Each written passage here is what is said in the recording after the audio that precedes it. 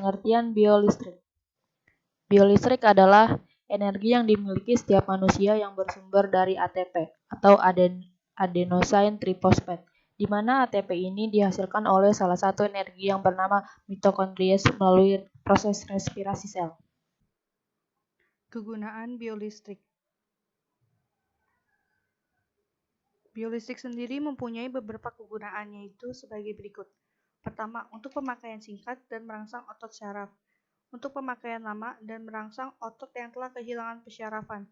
3. Arus listrik interruptus atau arus searah direct currents yang dimodifikasi arus bolak-balik atau alternative currents dengan frekuensi 50 Hz mampu. Pertama, merangsang syaraf sensoris, merangsang saraf motoris, dan ketiga berefek kontraksi otot.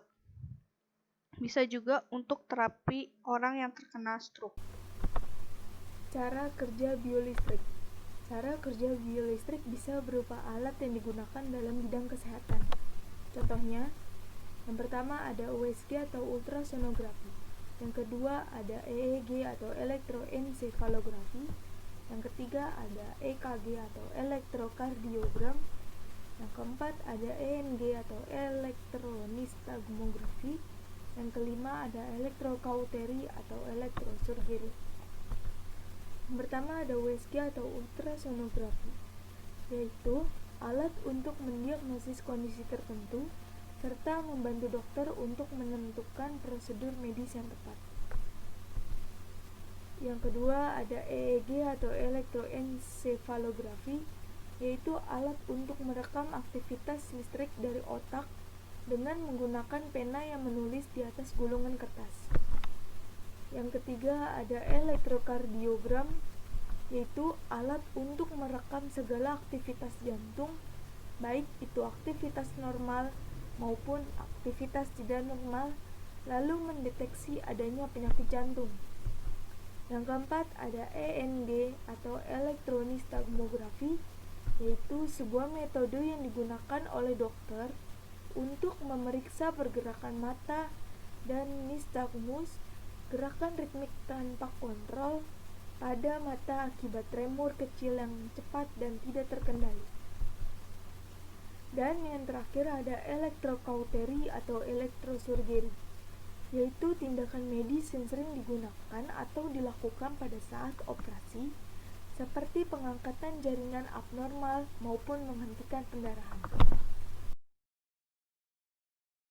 Pada sistem saraf memiliki 5 panca indera, yaitu yang pertama adalah penglihatan, penciuman, rasa, sentuhan, dan pendengaran, yang merangsang reseptor di dalam tubuh rangsangan yang menghasilkan impuls cepat ke otak untuk interpretasi.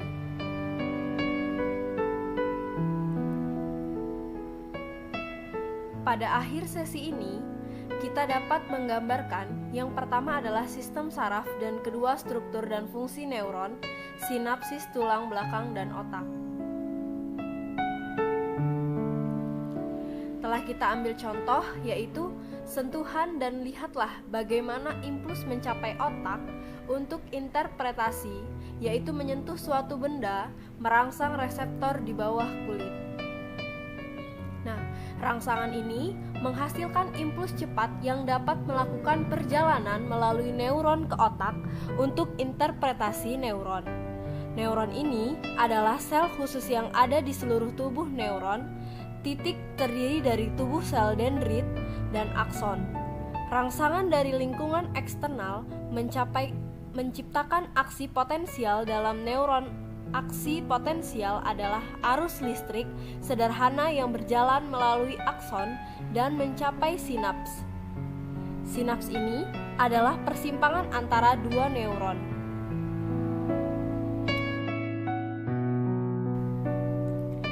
Pada persimpangan antara dua neuron sinyal, yaitu harus melintasi sinaps untuk melanjutkan bagian yang melalui sistem saraf. Ketika sinyal mencapai ujung akson, bahan kimia yang disebut neurotransmitter adalah dirilisnya ke sinaps ketika ion kalsium mengalir dalam zat kimia yang disebut neurotransmitter. Nah, neurotransmitter ini dilepaskan ke dalam sinaps, neurotransmitter bergerak melintasi sinaps untuk mengikat reseptor aktif. Pada membran postsinaptik berikutnya, yaitu neuron juga impuls berjalan sampai sumsum tulang belakang melalui sensoriks. Neuron sumsum tulang belakang panjangnya tipis, bandel saraf menghubungkan otak dan periferal. Sistem saraf sumsum tulang belakang memfasilitasi transmisi sensoriks dan impuls saraf motorik ke dan dari otak. Otak adalah konsentrasi saraf. Jaringan-jaringan organ kompleks ini bisa pecah menjadi 3 bagian utama. Yang pertama adalah otak depan, otak tengah, dan otak belakang. Otak bagian terbesar dari manusia. Otak adalah otak terbesar dan terbagi menjadi 2 bagian, yaitu bagian belahan kiri dan bagian belahan kanan, yang mengontrol bagian kanan tubuh dan belahan kanan yang mengontrol sisi kiri tubuh area, terkait dengan keterampilan numerik bicara, menulis, penalaran, dan analisis. Terletak di bagian kiri yang dominan, belahan kanan berhubungan dengan imajinasi, kemampuan bermusik, dan aristik. Ekspresi talamus bertindak sebagai relay antara berbagai dukungan terjadi di daerah, dan konteks cerebral juga memainkan peran penting dalam mengatur keadaan, tidur, dan bangun. Hipotalamus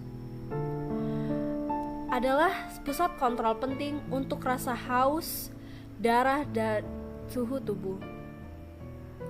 Tekanan dan sebagainya membantu otak kecil untuk menyediakan badan yang seimbang dan terkoordinasi gerakannya, yaitu mampu menyampaikan sinyal dari otak kecil ke otak yang berhubungan, terutama dengan respirasi. Kontrol kandung kemih, gerakan mata wajah, ekspresi, dan lain-lain. Medula mentransmisikan semua sinyal antara sumsum tulang belakang dan bagian otak yang lebih tinggi, karena otak menganalisis impuls sensoriks dari menafsirkan lingkungan dan merespon rangsangan tersebut dengan tepat.